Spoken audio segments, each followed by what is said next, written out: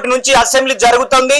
మీరు మంత్రుల ఉపసంఘం, అదేవిధంగా డిప్యూటీ సీఎం మొత్తం కూడా మీ పార్టీకి సంబంధించినటువంటి మహేష్ కుమార్ గౌడ్ గారు కూడా మీకు 75 సంవత్సరాలుగా మాల సామాజిక వర్గం మీకు ఓట్లేసి గెలిపిస్తే టీడీపీ నుంచి వచ్చిన రేవంత్ రెడ్డి ముఖ్యమంత్రి అయిన తర్వాత చంద్రబాబు నాయుడు లాగా చేస్తూ ఆయన చెప్పినట్టు చేస్తూ మాలలకు రిజర్వేషన్ లేకుండా చేశాడు.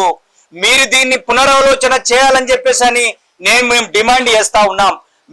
మాకు మాల సామాజిక వర్గానికి 26 కులాలకి 20 లోపు 2 రోస్టర్ పాయింట్లని అదేవిధంగా 2% రిజర్వేషన్ ఇవ్వాలని అడుగుతా ఉన్నాం.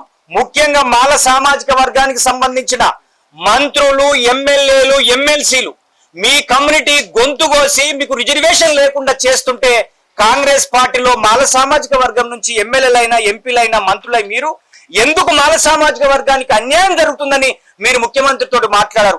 అదే దామోదర్ రాజనరసింహ గారు సెమీమక్తర్ రిపోర్ట్ తన దగ్గరికి తీసుకొని ఆయన అనుకూలంగా 9% రిజర్వేషన్ తీసుకుంటే మరి మా ఎమ్మెల్యేగా ఉన్నటువంటి వివేక్ గారు ఆ యొక్క సెమీమక్తర్ రిపోర్ట్ అడిగితే కూడా ఇవ్వలేదంటే మీకు కాంగ్రెస్ లో మీ పరిస్థితి ఏందని చెప్పేసి మేము అడగదలుచుకున్నాం.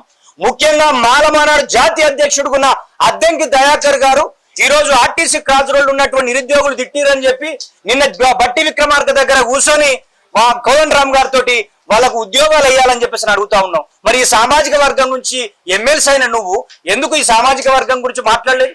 ఎందుకు ముఖ్యమంత్రి దగ్గర ఉండి రిజర్వేషన్ వర్గీకరణ జరుగుతున్నప్పుడు మా మాల సామాజిక వర్గానికి మా మాట మాకు రావాలని ఎందుకు అడగలేదు? ఎందుకు మీరు సుప్రీంకోర్టు గైడ్ లైన్స్ ఇంప్లిమెంట్ చేయడంలో మీరు ఎందుకు ముందు ఉండలేరు? ముఖ్యంగా మాల ప్రజాప్రతినిధులారా, మిమ్మల్ని రేపు మాల సమాజం అడ్డుకుంటది. ఈ అసెంబ్లీ సమావేశాల్లో రేవంత్ రెడ్డి తోటి మాట్లాడి మనకు రిజర్వేషన్ తేకపోతే మాల ద్రోహులుగా మిమ్మల్ని ముద్ర వేసి మీరు ఎక్కడికి వచ్చినా అక్కడ అడ్డుకోవడానికి కూడా మాల సంఘాలు సిద్ధంగా ఉంటాయని చెప్పేసి అని డిమాండ్ చేస్తా ఉన్నాం.